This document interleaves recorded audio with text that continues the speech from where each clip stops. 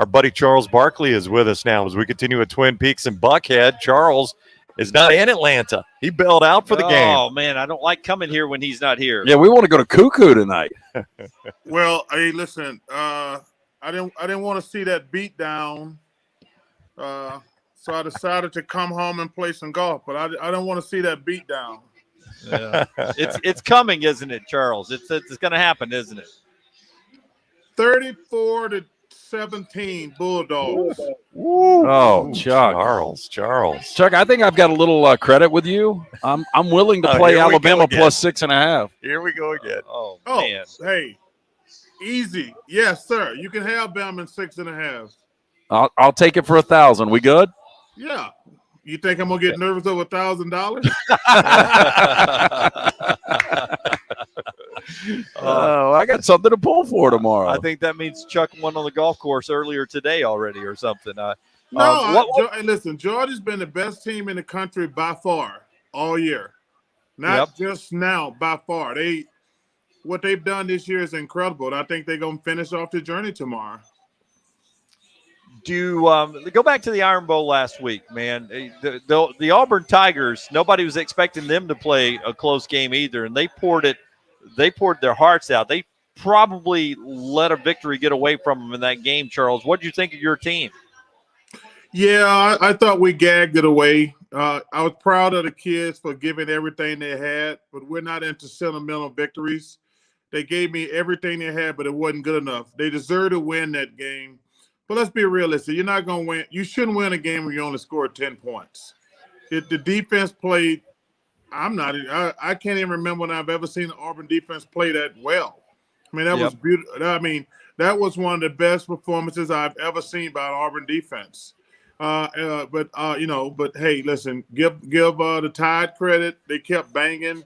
But listen, I try not to ever compare pro kids when I'm doing March Madness to the NBA. But let's get one thing straight. That was a gag job last week by my Tigers. Plain and simple, we choked that away.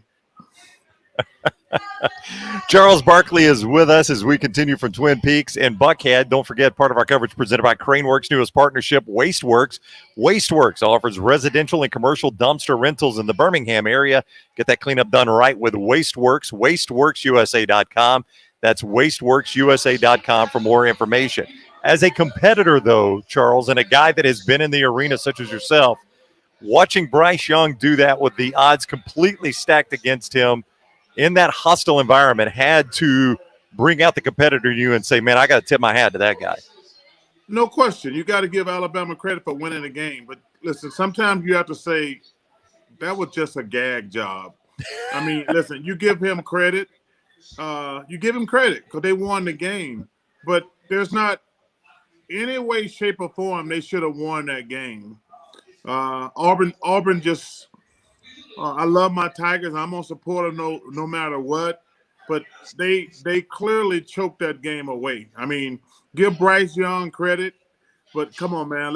We have to be realistic also. That was just ridiculous the way Auburn played offensively in that game. Typically, for like 10 years, you were in Atlanta for the SEC Championship. You're out west right now, and this is the compound that you love to watch college football in the NFL with all your guys. You bring them over, you guys drink, you guys gamble, you have a great time. What will the setup be for the Saturday championship games tomorrow at your house? Well, the big game is obviously Georgia against Alabama. But I'm looking forward to the Baylor-Oklahoma State game also. And let me tell you something. It's going to be some tight sphincters down in Cincinnati, boy. Yep. I mean, you know, I think Houston's won 11 games in a row, haven't they? Yeah. So all the pressure is on Cincinnati because they got to win to get in, obviously. But that's a lot of pressure. And if Houston can get off to a good start and make that pressure grow, that could be a very interesting game. But listen, I really think Georgia's going to beat down Alabama. Personally, like I say, I don't ever root against anybody, but I just think Georgia is the best team by far in the country.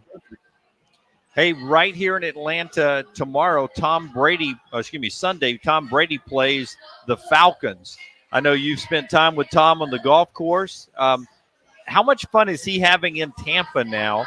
And how long is that extending his career? Could he walk away this year? You think he's going to keep playing? You've been close to this guy. What do you think of Brady? Well, I think he's the nicest celebrity super GOAT I've ever met in my life. I've been around Tom a few times, and I've never seen, I tell people, him and Wayne Gretzky are the two GOATs of their sports, who are the nicest people you're ever going to meet. I actually thought he was going to walk away after last year. I mean, if you accomplish what he accomplished, that would have been the greatest mic drop ever. I told somebody, you think about this here. He goes to New Orleans and beat Drew Brees, one of the greatest ever. He goes to Lambeau Field and beats Aaron Rodgers. And then he beats the guy everybody who was saying going to be the next best player ever at his position. I thought that would have been the perfect mic drop. Yes. But you know what? Ain't nothing like playing, Jim. Like, I've been around. Ain't nothing like playing. You play until you can't play anymore. He's got a great setup in Tampa. They got two great running backs. They got about 3 or 4 really good receivers and another dumb one with the vaccine. But Tom said it. It's so easy for these guys to play today. You can't hit anybody. He thinks he can keep playing.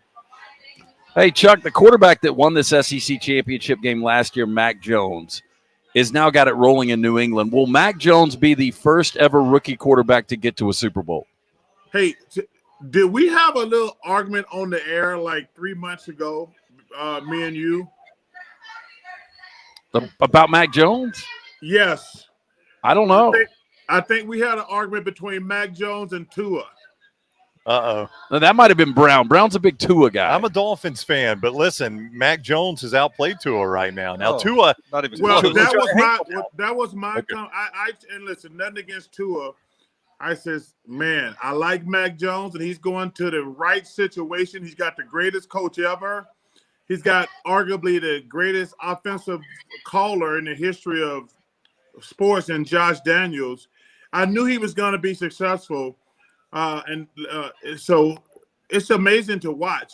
And hey, listen, I'm pulling for Tua. They've won 3 in a row, I think, and he's been finally healthy and getting a chance to get it done. I've had the Dolphins the last 2 weeks. I think I'm going to go with them again this week. I loved them last week against the Panthers. Loved them.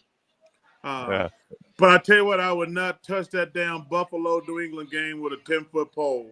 You got to play on that one? Not yet. Okay. Hey, Charles says not a 10-foot pole. Hey, I actually think the Falcons going to cover against Tampa Bay, though, too. Uh-oh.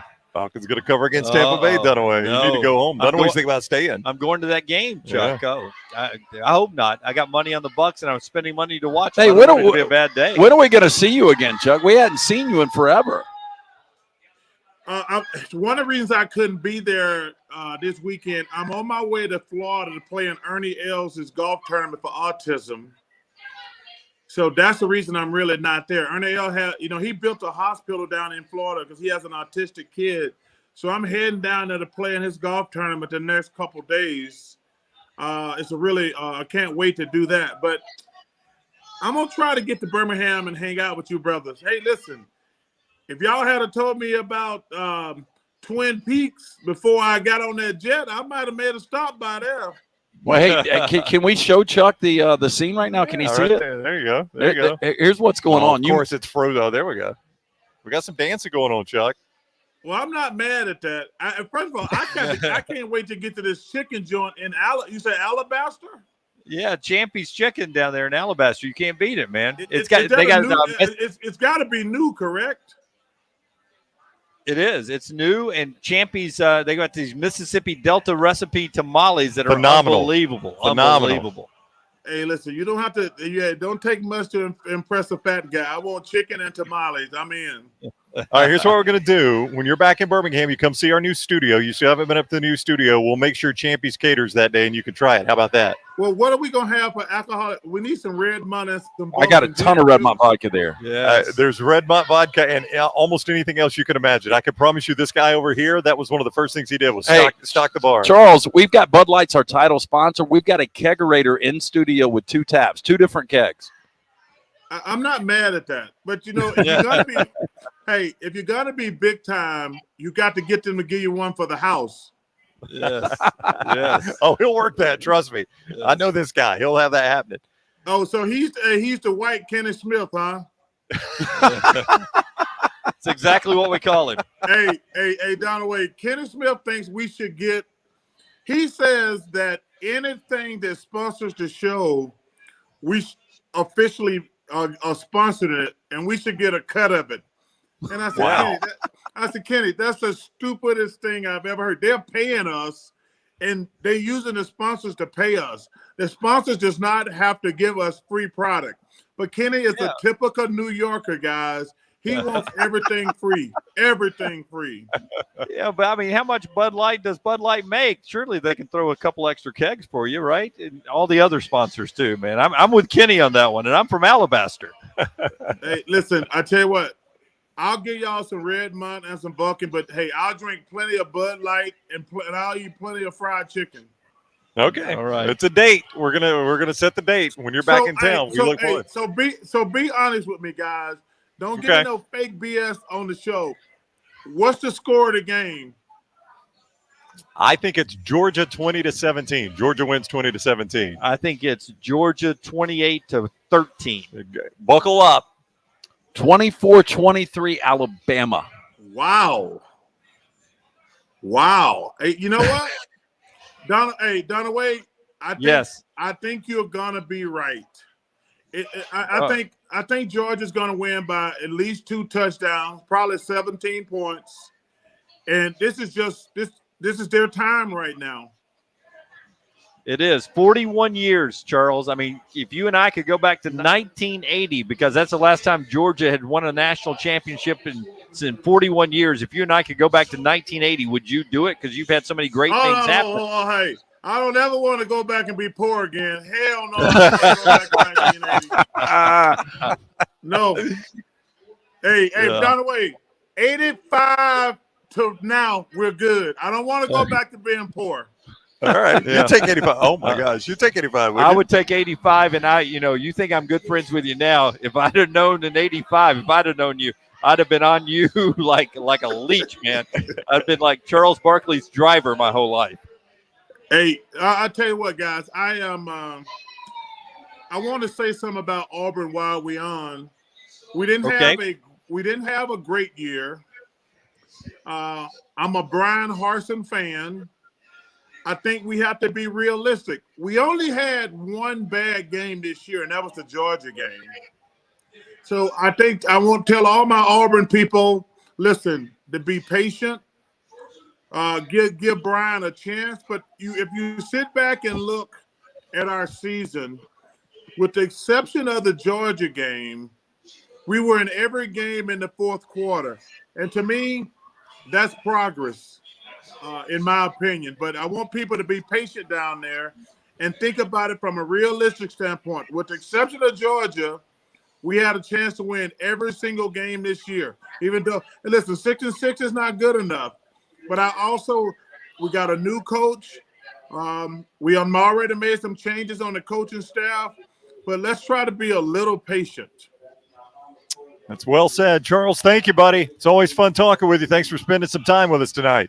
Hey, man, I appreciate it. I wish I could be there in person with you guys. And but War Damn Eagle. Thanks. See you, Charles.